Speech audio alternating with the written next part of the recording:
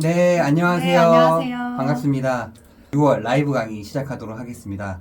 라이브 강의는 매월 격리회계 실무자분들과 경영자분들께 유익한 정보와 노하우를 제공드리는 멋진 시간입니다.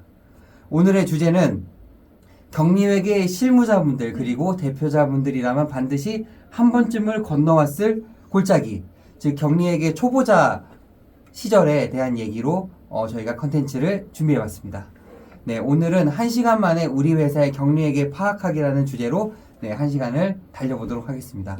오늘의 그 강사님으로는 300여 개 이상의 현장에서 격리회계 교육과 코칭을 제공하고 있는 격리법인 일조의 박예진 컨설턴트님을 모셨습니다. 박수로 모시겠습니다. 네, 안녕하세요. 안녕하세요. 반갑습니다. 네, 반갑습니다. 네. 여러분의 친절한 격리회계 카운셀러 박예진입니다. 바쁘신 소중한 시간에 함께 해주셔서 정말 감사하고 기쁩니다. 네, 오늘은 사수 없이 회사에 홀로 남게 된 신입 격리 입장으로 강의를 준비해봤습니다. 네. 오늘의 강의를 거치면 아마 우리 회사의 격리회계를 어떻게 제일 먼저 파악해야 하는지에 대한 숲을 먼저 그릴 수 있을 거라는 생각이 들고요. 그리고 나서 이제 저러한 지금 말씀하시는 부분들을 채워나가면 충분히 실무적으로도 완성이 될 거라고 생각을 하고 있습니다. 격리 직원도 없고 체계도 없는 회사에 처음 가면 가장 먼저 현황 파악을 하는데요. 이 현황을 파악하는 노하우를 3단계로 1시간 동안 쉽고 재미있게 소개해드리고자 합니다. 네, 오늘 그럼 어떠한 순서로 진행이 되게 되나요? 네, 오늘은 먼저 격리회계 업무를 좀 정의를 하고요. 그리고 이제 두 번째는 격리회계를 7단계로 큰 숲을 정의하고, 그리고 마지막으로 우리 회사를 파악하는 3단계 현황 파악, 그리고 우리 회사의 조감도 그리기, 그리고 업무 루틴 파악하기, 이 순서로 진행하고자 합니다. 네, 너무 기대가 됩니다. 그럼 먼저 격리회계 업무의 정의부터 한번 간단히 설명을 해주실까요? 네, 먼저 격리 업무란 회사의 돈과 증빙을 관리하는 업무인데요. 보통 격리 업무는 이제 거래 기록, 영수증 관리, 거래 증빙 관리, 그리고 입금, 출금 내역을 이제 메모하는 정도로 이제 활용하는 정도고요. 손익 관리까지 가능하면, 손익 관리까지, 그리고 시제 관리, 현재 우리 회사의 잔액이 지금 시점에 얼마가 있는지 이렇게 이제 자금일보나 이런 걸로 시제 관리를 합니다. 그리고 회계 업무는 보통 분계나 전표 처리를 기반으로 해서 자체 기장을 해서 결산이나 재무제표를 작성하는 회계 단계가 이제 회계 업무라고 보시면 됩니다. 근데 조금 이제 매출액이 많거나 중견기업 정도에서는 보통 재무 업무까지 진행을 하는데요. 보통 격리팀, 회계팀, 재무팀이 따로따로 있습니다. 그래서 보통 재무 업무는 자금 조달 관리라든지 자금 계획, 그리고 예산 관리라든지, 그리고 이제 리스크 관리 이런 부분들을 진행하는 게 재무 업무라고 보시면 될 것 같습니다. 네, 좋습니다. 네. 저희 격리 업무, 회계 업무와 재무 업무가 있는데 보통 이제 회사의 규모나 성장 정도에 따라서 이 업무의 범위가 다릅니다. 네, 보통 1인 기업은 거의 가계부 수준 있잖아요. 네, 입금 내역, 출금 내역 이제 기록하고, 그리고 이제 영수증 붙이고 이런 부분들 이렇게 정리한 내용을 세무서 사무실에 보내는 정도로 이제 거의 관리를 하시고요. 보통 10인 미만부터는 이제 인원이 어느 정도 늘어났기 때문에 비용 관리, 증빙 관리, 그리고 입출 내역 관리가 회계 기준에 맞춰서 조금 관리되어서 세무사 사무실과 크로스 체크를 하는 단계가 되어야 됩니다. 네, 그리고 10인 이상부터는 대부분 자체 기장을 통해서 예산 관리, 자금 확보를 진행한다고 보시면 됩니다. 결국 규모에 따라서 이 격리회계, 격리 업무, 회계 업무, 재무 업무의 어떠한 범위가 조금 달라질 수 있다는 말씀이시군요. 맞습니다. 격리회계 업무는 계단을 오르는 것과 같아요. 7계단을 오르는군요. 네, 맞습니다. 네, 계단이 궁금합니다. 네, 먼저 이제 회사의 거래인 매출, 매입, 비용, 인건비, 자산, 부채 등이 이 7단계 그 계단을 거쳐서 최종 성적표인 재무제표에 도달하는 거라고 생각하시면 쉬울 것 같은데요. 네, 각각의 계단에는 의미가 있어요. 먼저 매출을 먼저 예를 들어서 설명해 보겠습니다. 첫 번째 계단은 발생입니다. 고객사와 계약을 맺고 제품의 출고를 인식하고 거래 명세표를 이제 발행하겠죠. 회사 입장에서는 제품이 나가거나 서비스를 제공해야 되는 의무가 생긴 것이기 때문에 이때 매출로 인식하는 경우가 많아요. 이것이 발생에 대한 정의고요. 보통 회사에서는 거래 명세표 기준으로 매출 매입, 외상 매출금 관리를 하는 경우가 또 많더라고요. 네, 이제 두 번째 단계는 증빙이에요. 세금계산서를 발행을 하거나 카드 전표, 현금 영수증, 매출 같은 이런 적격 증빙을 발행하는 시점이 증빙 단계인데 여기서 이제 발생 단계와 증빙 단계의 차이점을 말씀드리면 최종 결과물인 저희 재무제표 중에 손익계산서는 이 증빙을 기반으로 집계가 돼요. 네. 네, 그렇기 때문에 회사에서 발생할 때 인식하는 매출과 손익계산서의 매출이 시점상 다를 수가 있어요. 네, 아직 세금계산서가 발행이 안 됐을 수도 있죠. 그렇죠. 네, 그렇기 때문에 이 발생과 증빙 기준 이 두 가지를 기준으로 해서 매출 외상대를 관리하시는 것이 좋습니다. 아, 즉 거래명세표 기준의 매출과 네, 세금계산서 기준의 매출 네. 요 두 가지가 조금 차이가 날 수 있으니 만약에 네. 차이가 크다라고 하면은 별도로 관리를 하는 게 필요하다라는 말씀이시군요. 그렇죠. 이제 세금계산서는 발행이 됐는데 거래명세표가 이제 음. 입력을 누락했을 수도 있고요. 그럴 수도 그렇다면 다행이지만, 네, 거래명세표도 누락되고 세금계산서도 누락되고 요런 큰일 나겠죠. 네, 근데 이제 소규모 사업장에서도 이거를 엑셀로 다 관리하시기에는 조금 한계가 있어요. 네, 그래서 격리 프로그램을 활용하는 걸 좀 조금 추천드리고요. 네. 네, 그리고 이제 세 번째 단계는 금융입니다. 아, 세 번째 계단은 금융이군요. 네, 금융이란 매출과 관련된 자금이 들어오거나 나가는 것을 의미하는데요. 쉽게 얘기하면 통장에 매출 대금이 입금돼서 미수를 관리하는 단계라고 보시면 될 것 같아요. 아, 네, 입금이 됐으면 이게 어떤 매출이지 이제 확인하는 단계. 그리고 이제 네 번째 계단은 검증입니다. 네. 네, 발생, 증빙, 금융 단계에서 비교를 했을 때 거래명세표나 세금계산서가 누락되거나 중복이 되지 않았는지, 적법한 증빙을 갖췄는지 또는 회사의 업무 관련해서 적합한가를 확인하는 것을 의미합니다. 네. 네. 그리고 다섯 번째 계단은 보고입니다. 회계 업무의 정의에서도 이제 보고가 있듯이 검증된 데이터를 바탕으로 우리 회사가 얼마를 벌었는지, 얼마를 썼는지, 통장에는 얼마가 있는지, 그리고 받을 돈과 줄 돈은 얼마인지를 정리하는 단계입니다. 우리 회사의 격리액의 파악은 3단계로 이루어집니다. 네. 네. 첫 번째는 현황 파악하기, 그리고 두 번째는 조감도 그리기. 조감도 그리기. 네, 우리 회사의 조감도 그리기, 그리고 세 번째는 업무 루틴 파악하기입니다. 네, 대표적인 우리 회사의 현황을 파악해야 하는 항목은 다음과 같습니다. 1번, 손익계산서, 홈택스, 세금계산서 자료를 통해서 매출 매입 항목을 파악하는 건데요. 보통 여기서는 이제 작년 결산기준 손익계산서와 홈택스 세금계산서 자료를 통해서 매출 매입의 항목을 파악합니다. 네, 그리고 두 번째는 법인카드 현황 파악, 네. 그리고 세 번째는 우리 회사가 사용하고 있는 계좌 현황이 어떻게 되고 있는지 파악합니다. 그리고 네 번째는 법인 차량 보유 현황이 우리 회사에 관리하고 있는 차량이 몇 대가 있고 어떤 차가 있고 누가 쓰고 있는지 네. 이런 현황을 파악하고요. 그리고 다섯 번째는 우리 회사에서 나가는 보험이라든지 뭔가 금융 그런 부분들이 어떤 것이 있는지 네. 네, 파악하고요. 그리고 여섯 번째는 저희 회사의 조직도를 참고해서 저희 직원과 부서 현황을 파악합니다. 네. 네, 먼저 우리 회사의 매출 종류와 관련 매입을 파악하는 방법인데요. 보통 이제 이 손익계산서는 세무사 사무실에 재무제표 요청하시면 손익계산서를 받아보실 수 있어요. 그리고 아래 판관비를 판매관리비, 판매비와 관리비를 확인해서 비용 계정은 무엇이 있는지 확인합니다. 그래서 비용 계정의 세부 항목이 만약에 궁금하시다면 세무사 사무실에 계정별 원장을 요청하시면 됩니다.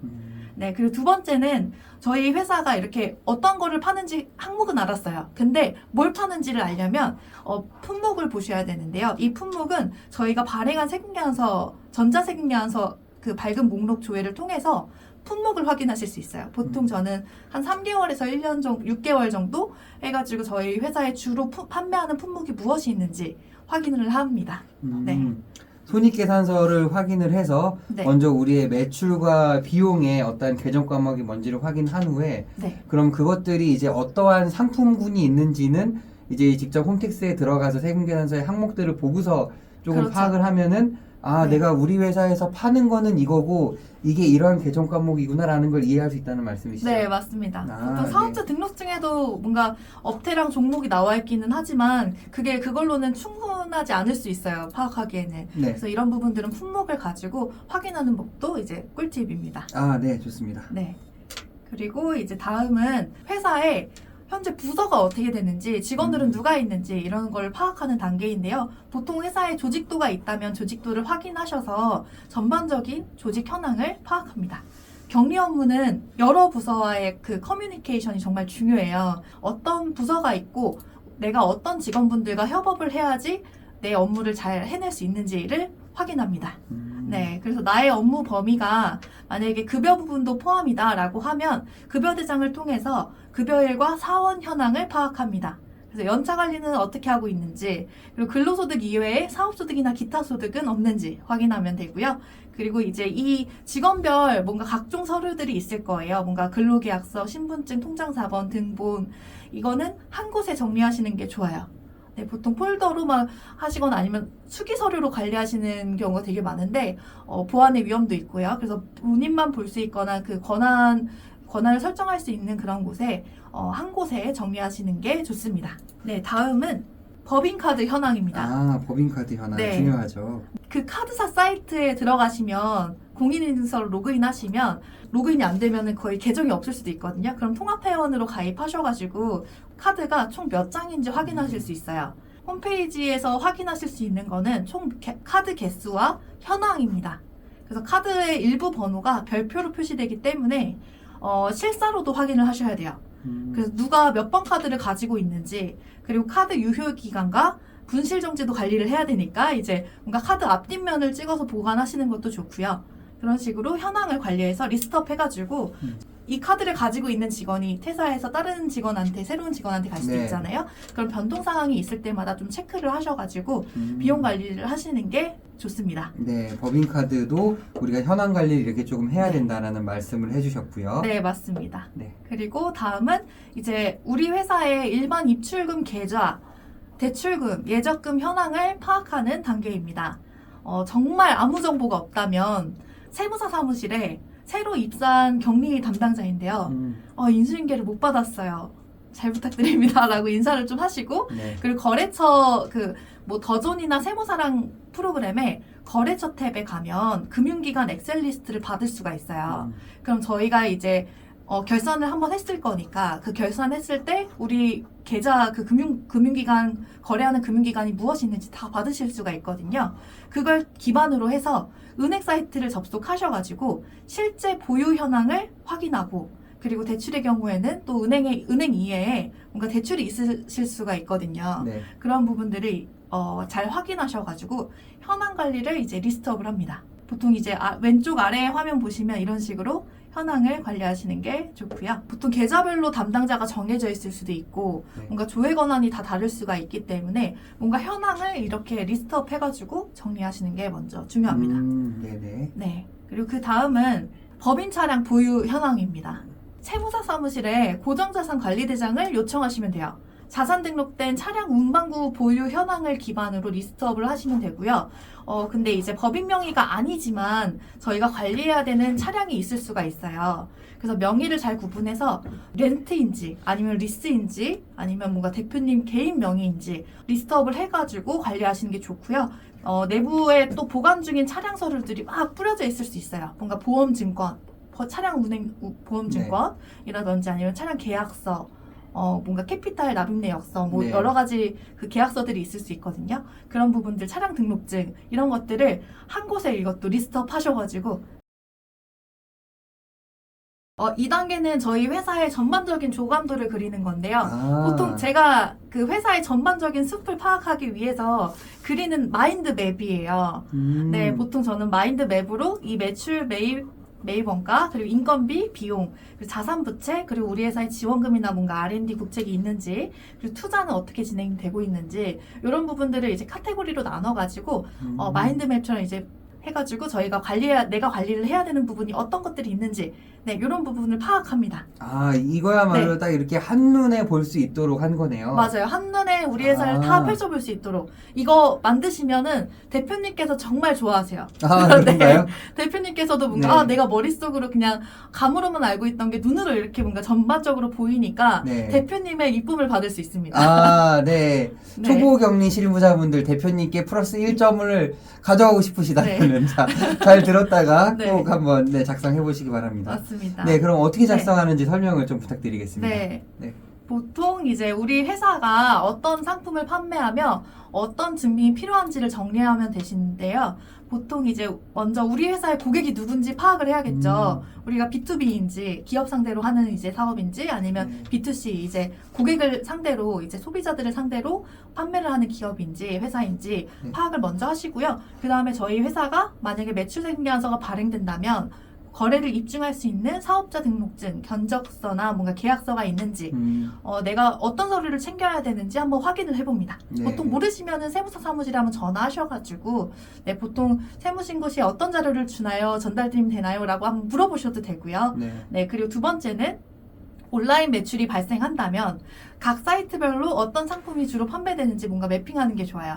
그래서 들어가야 되는 보통 온라인 매출이 발생하면 한두 개 있는 회사도 있지만 많으면 10개까지 맞아요. 온라인 사이트가 있는 곳이 있거든요. 네. 그런 경우에는 각 사이트별로 로그인하는 그 계정도 다 다르고 그런 거를 좀 매핑하는 게 좀 필요하더라고요.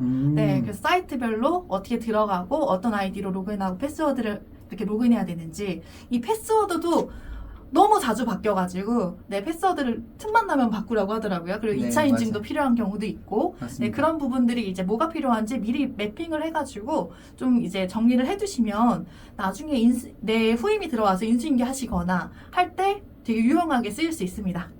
그리고 세 번째는 카드나 현금 영수증 매출이 발생하는 경우에 환불이 뭔가 환불이나 반품되는 경우 뭔가 매출 취소 프로세스가 어떻게 되는지 확인하거나 카드나 현금 영수증 매출을 어떻게 우리가 기록하는지 보통 소규모 1인 사업자 경우에는 뭔가 그 작은 그런 소상공인 분들은 뭔가 장부에 이렇게 적으시잖아요. 그렇죠. 엑셀에 적기도 하고요. 근데 우리 회사는 어떻게 기록을 하는지. 그래서 보통 일일 매출로 관리하시는 곳도 있고 주별 매출로 관리하시는 곳도 있고 한데 우리 회사는 어떤 주기로 이제 매출을 관리하는지를 파악하셔가지고 모든 매출이 해당 주기에 다 들어가는지 그런 부분들을 한번 확인하시는 게 좋습니다. 그리고 수출의 경우 수출입이 있을 수 있거든요. 이때는 수출 거래처를 파악을 해서 우리가 보통 어느 나라로 수출을 하는지, 수출 관련해서 해야 되는 사람들이 누가 있는지, 관련 서류가 언제 발생되고 누가 처음 관리하는지를 추적해서 서류들이 누락되거나 업무가 중복되지 않도록 흐름을 파악하셔야 됩니다. 아까 제가 손익계산서 보여드렸던 그 의료 도소매 서비스 임대 세 가지 매출이 있는 회사를 제가 그려봤어요. 그래서 상품 매출이 있다. 뭔가 오프라인 매장에서 여기는 의류랑 가방을 판매하는 곳인데 이런 경우에 의류는 뭔가 이제 관련된 뭔가 네임들이 되게 많이 붙더라고요. 프로젝트들이. 그런 부분들로 위주로 좀 리스트업을 하고 그리고 이제 서비스 매출 같은 경우에는 뭔가 컨설팅 매출이 있을 수도 있고 강의 매출이 있을 수도 있고 하거든요. 그런 부분들이 어떻게 어디서 발생하는지 그리고 이제 임대료 매출이 있는데 임대료 매출이 있다는 거는 우리 회사에 뭔가 건물이나 뭔가 임대할 수 있는 그런 자산이 있다는 거겠죠. 그러면은 임대가 있다면 매월 세금계산서를 또 발행을 해줘야 되거든요. 그래서 그런 부분들을 확인하셔가지고 현재 보증금이 얼마 정도 있고 이건 매월 어느 정도 수익이 나는지 좀 매핑을 해보시는 게 좋습니다. 프로그램들이 되게 좋아서 각 탭에다가 링크를 첨부를 하거나 파일을 또 첨부를 할 수가 있어요. 그래서 뭔가 관리 서식이라든지 이런 거 링크들을 다 연결을 해가지고 한 클릭으로 바로 모든 업무들이 좀 뻗어나갈 수 있게끔 그런 식으로 정리하시는 게 이제 좋습니다. 그리고 다음은 이제 매출을 위한 원가를 파악하는 단계입니다. 뭔가 우리 회사가 어떤 상품을 판매하기 위해서 매입을 구매를 할 거잖아요. 그런 매입은 어떤 것이 발생하는지 먼저 파악하는 게 중요하고요. 뭔가 재고가 있는 상품이나 원재료의 경우 이때는 또 재고 관리도 필요하겠죠. 그래서 재고 관리는 어떤 주기와 방법으로 관리되고 있는지 파악하시는 게 좋고요. 그리고 이제 주요 저희 회사의 매입처를 파악해서 보통 이제 제조업이나 이런 곳 같은 경우에는 월말 정산 그 매입하는 주기가 잦다 보니까 월말에 한 번 정산해서 결제하는 그런 시스템이 많더라고요. 그래서 그런 월말 정산 결제 업체가 있다면 정산일을 놓치지 않도록 미리 리스트업 해가지고 뭔가 캘리더나 뭔가 이런 거래처 관리 쪽에다가 리스트업해서 뭔가 카테고리로 좀 나눠주시는 게 좋아요. 서비스업의 경우에는 매입 원가는 보통 인건비랑 직접 비용이 거의 들어갈 텐데 그런 부분도 이제 미리 구분해 두시는 게 좋고요. 그리고 고정적으로 지출되는 항목을 좀 파악하셔가지고 지출 일자, 지출 방법, 지출 구분, 뭔가 재료비인지 물류비인지 외주비인지 매월 고정적으로 빠져나가기는 하는데 금액이 다르다라고 하면은 보통 3개월 평균 금액이라든지 이런 부분으로 해가지고 대략적으로라도 뭔가 리스트업을 하시는 게 좋습니다. 그래서 얘를 이렇게 아까 마인드맵으로 그려본 이제 그려보면 이렇게 그릴 수 있을 것 같아요. 그래서 매출을 위한 원가와 전반적인 수입 지출을 좀 파악을 해서 증빙이나 이런 거래 관리가 누락되지 않도록 관리하시는 게 좋고요. 고정적으로 거래하는 업체들을 좀 이제 리스트업 하는 편이에요. 네, 조금 더 우리 회사가 더 잘 파악되실 거고요.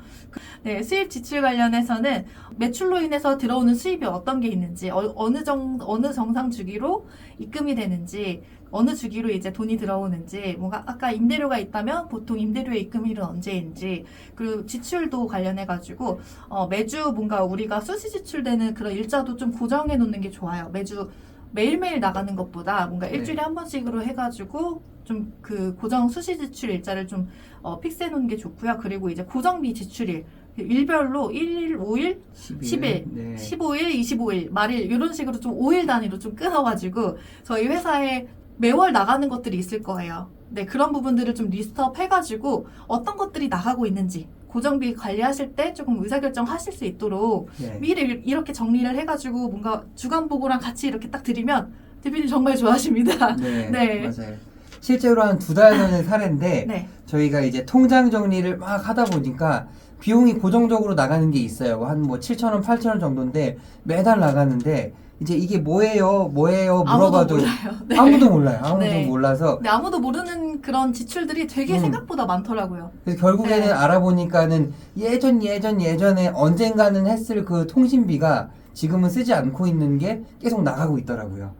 그래서 만약에 지금 내가 이제 중간에 뭔가 인수인계를 받았다라고 하면은 이러한 것들을 한번 점검을 해볼 필요는 있을 것 같아요. 네, 그리고 보통 이제 카드 결제로 자동 결제되는 것들이 쓰지 않고 있는데 계속 자동 결제로 넘어가서 세고 있는 것들이 있을 수 있거든요. 네, 그런 부분도 한번 파악하셔가지고 정리하시면 좋고요. 다음은 이제 인건비입니다. 보통 인건비는 이제 인건비 관련해가지고 우리 회사가 어떤 소득이 있는지 아까 말씀드렸는데 근로소득이 있고 사업소득이 있고 기타 소득이 있을 수 있거든요. 그리고 우리 회사의 지금 소득 그 신고는 어떻게 되고 있는지 그리고 발생 종류 그리고 이제 지급일 저희가 보통 지급일이 다를 수도 있어요. 사람별로. 근데 보통 웬만하면 5일이나 10일, 뭐 25일 이런 식으로 이제 가긴 하는데 우리 회사의 지급일은 언제인지 그 역산을 해가지고 언제까지는 급여가 마감이 돼야겠다라는 거를 데드라인 설정하셔가지고 체크리스트를 하셔가지고 업무를 처리하시는 게 좋고요. 그리고 이제 급여 대장전에 작성하는 내부 파일이 있는지 한번 확인하셔가지고 이전에 급여를 세무사 사무실에 어떻게 넘겼었을까 이거를 역산해서 보시는 게 좋고요.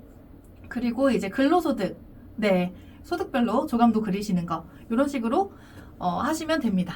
네, 그래서 인건비 같은 경우에는 아마 사용하는 엑셀 서식이 분명히 있습니다. 뭐 현장에서 올라오는 파일일 수도 있고 아니면 이전에 전임자나 또는 경리회계 담당자가 만들어서 넘기는 서식일 수도 있고 그 서식을 한번 보면은 거기에 이제 어떤 항목들이 적히는지 보면 이제 조감도에 어떤 게 들어가야 되는지도 알 수 있으실 것 같습니다. 네, 다음은 이제 비용에 대한 조감도를 그려보겠습니다.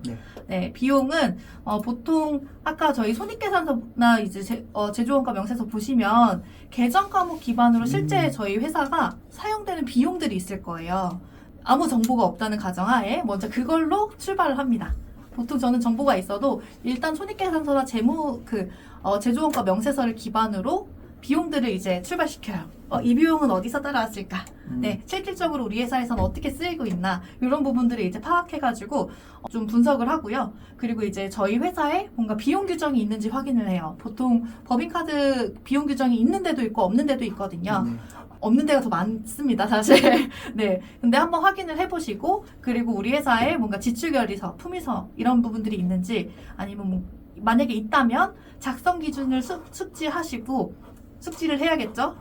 그래야지 이제 다른 직원분들이 지출결의서를 잘 올릴 수 있도록 올릴 수 있도록 코칭을 잘 해주셔야 됩니다. 그리고 이제 4번째는 법인카드 등 정기결제 내역을 확인하고요. 그래서 보통 정기결제로 우리 회사가 어떤 부분들이 지출되는지를 확인을 하고요.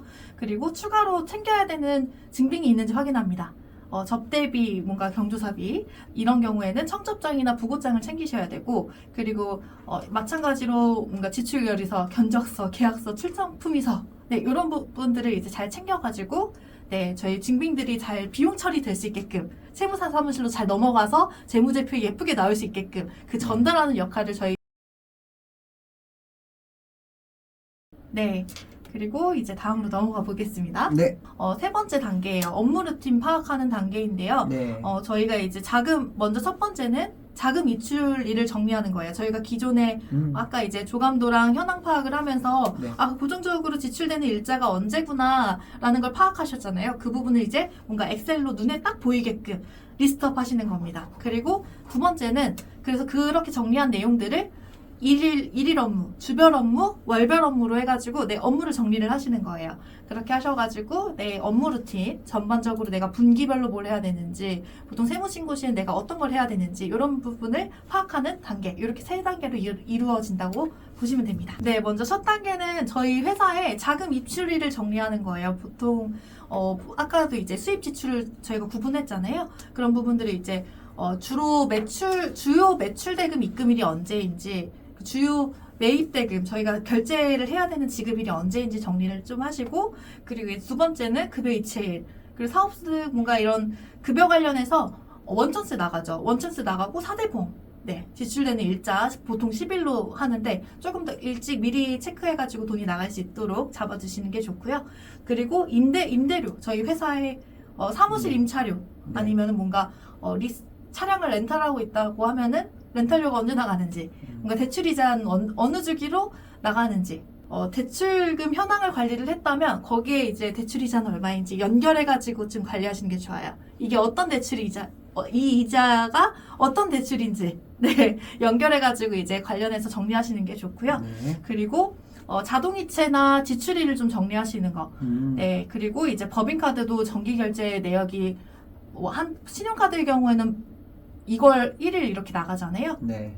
10일, 25일 정하기 나름인데 그 결제일자가 언제인지 네. 확인하시는 게 좋습니다. 결국에 이제 자금 네. 입출일을 정리하는 거는 네, 우리 회사에 자금이 이제 들어오고 나가고를 파악하는 건 되게 중요하잖아요. 맞습니다. 언제 네. 얼만큼의 돈이 나갈 거다를 예측할 수 있는 되게 중요한 작업이기도 한 것 같네요. 네, 그래서 주기적으로 이런 리스트업한 내용을 업데이트 하시는 게 좋고요. 네. 네, 그래서 이러한 자금 이제 보통 이렇게 정리된 거를 자금일보라고 하는데 네, 아마 지금 자금일보를 매일매일 작성하시는 회사도 있으실 거고 네. 작성을 하지 않고 있는 회사도 있으실 거예요. 맞습니다. 그래서 만약에 우리는 자금의 회전이 조금 빠르고 되게 중요한데 이러한 자금일보가 없다라고 하면은 자금일보를 이거를 기반으로 매일 통장 내역 그리고 입금 예상, 출금 예상, 입금된 거, 출금된 거 이러한 그 항목으로만 만들어 보시는 것도 상당히 의사결정을 하는데 도움이 되는 정보라고 할 수 있겠습니다. 네, 맞습니다. 네.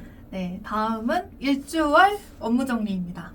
내부 보고 서식을 좀 파악을 하고요. 네. 기존에 우리 회사가 보고했던 그런 서식이 있나, 아니면은 뭔가 그 수기 서류들을 한번 열어봅니다.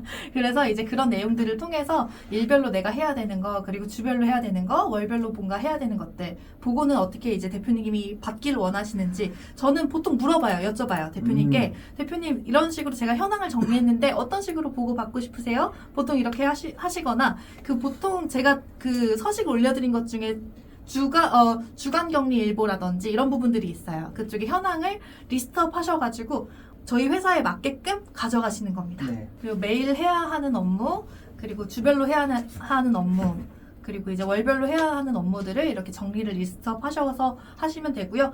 캘린더에 이제 집어 넣어서 내가 이런 식으로 내가 업무를 해야겠다라고 하시면은 뭔가 업무에 대한 불확실성도 줄어들고 더 잘하실 수 있을 거예요. 정리된 내용을 이제 아까처럼 하나의 서식으로 좀 정리를 하시는 게 좋습니다. 수시 업무, 자금 출납 업무, 월마감 업무, 보고 업무 해가지고 내가 이제 쪼개는 거예요. 아까 말씀드렸듯이 일별, 월별, 주별, 분기별, 네. 반기별 뭔가 이런 식으로 하셔가지고 가장 중요한 거는 저는 현황 관리라고 말씀드리고 싶어요. 보통 이제 격리 담당자분들이 회사에 입사해가지고 힘드신 게 뭐냐면 회계 업무 하시는 분도 그렇고요. 기존 과거 자료를 정리하는데 시간을 너무 많이 쓰세요.